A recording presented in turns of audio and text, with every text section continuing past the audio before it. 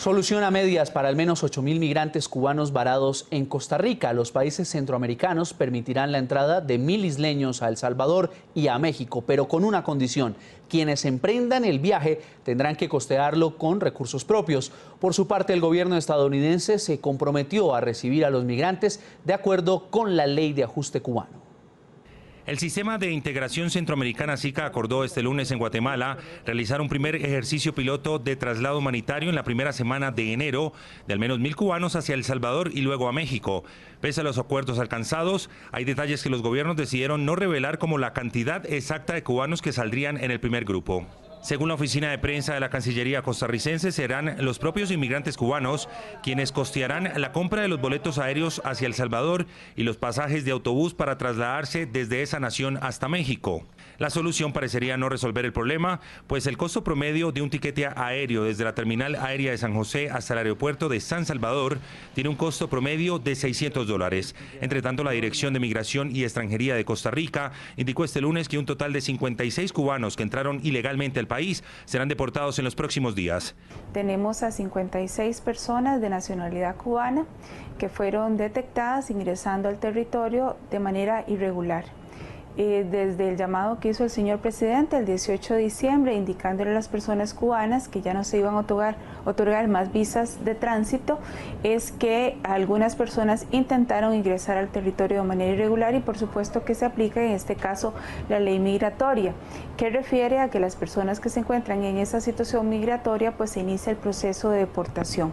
Los cubanos están detenidos en el distrito de Atillo, en San José. En algún momento pues Costa Rica estuvo deportando hacia Nicaragua porque Cuba nos indicaba que solamente personas en situación que hubiesen cometido delito o que de manera voluntaria quisieran regresar a Cuba, y esa pues no era la situación de las personas migrantes cubanas que estaban en Costa Rica. Desde el pasado 14 de noviembre, Costa Rica otorgó al menos 8.000 visas de tránsito a migrantes cubanos que arribaron al país por la frontera con Panamá. Un día después, el gobierno de Nicaragua no permitió el paso de al menos 5.000 cubanos que quedaron varados en el país en su tránsito hacia Estados Unidos. Contacto en vivo en Miami, Florida, con Ramón Saúl Sánchez, es el presidente del movimiento Democracia, además promotor de los derechos civiles y humanos para Cuba a través de la no violencia. Señor Saúl, gracias por estar de nuevo en NTN 24, bienvenido. Muchas gracias, Carlos. Un saludo a usted y también a toda la audiencia a través de todo nuestro continente de América Latina.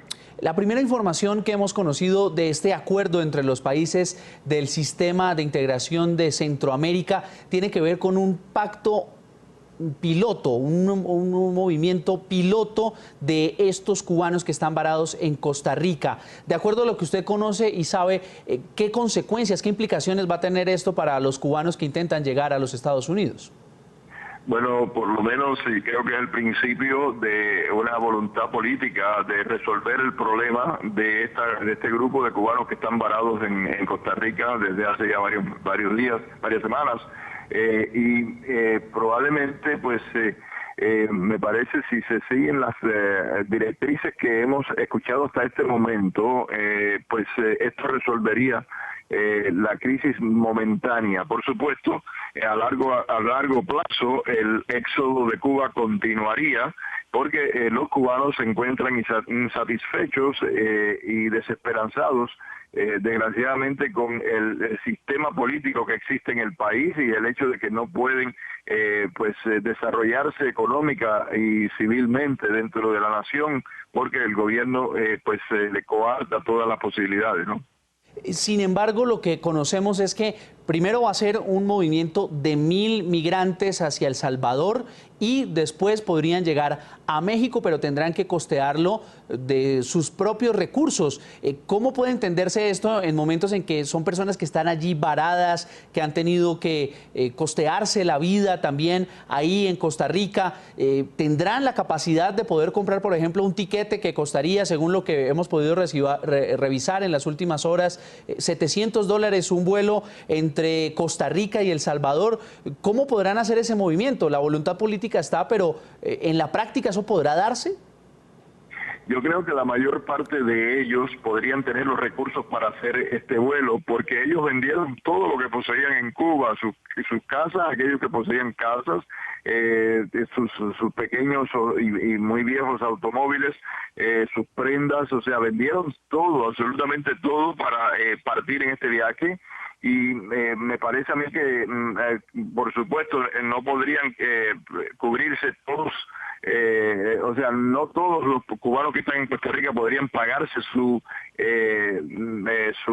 pasaje, pero la mayor parte de ellos sí podrían, y entonces habría que hacer un esfuerzo por parte de todos, la comunidad acá, los familiares, a lo mejor las Naciones Unidas podrían ayudar, no sé, habría que dar el segundo paso, pero me parece que este primer paso es un paso muy importante, lo cual saludamos, le damos las gracias encarecidamente al presidente Solís, al canciller González, al pueblo valiente y generoso de Costa Rica y también a los otros pueblos y gobiernos que se han dispuesto a buscarle una solución a esta situación, así como al Papa Francisco con su mensaje urgiendo a que se trate esto de una forma humanitaria y que se haga lo más rápido posible. Gracias a toda América que ha ayudado en esta situación.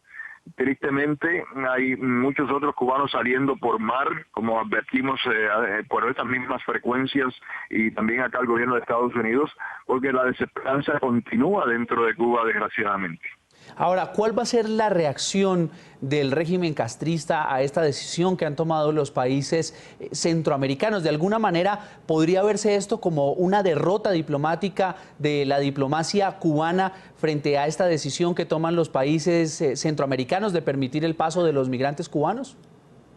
Mire, nosotros ponemos directamente la responsabilidad de que Nicaragua se haya aportado de esta manera intransigente sobre las espaldas del régimen de Cuba, que influye grandemente en el gobierno de Nicaragua, y que de haberle pedido que abriera el paso, probablemente Nicaragua lo hubiera hecho, pero el régimen de Cuba desgraciadamente ha mantenido sus espaldas a estas personas, ha enviado ayuda humanitaria, $250,000 para ayudar a personas en otros lugares del mundo, pero no ha sido capaz de enviarle un solo centavo a Costa Rica para que ayude a sus propios ciudadanos que huyen por el mundo para todos los rincones del universo, desgraciadamente producto de la dictadura de 56 años que existe en el país. Así que yo no quiero ahora en este momento juzgar triunfos o derrotas. Lo que sí puedo decir es que se han abierto los corazones.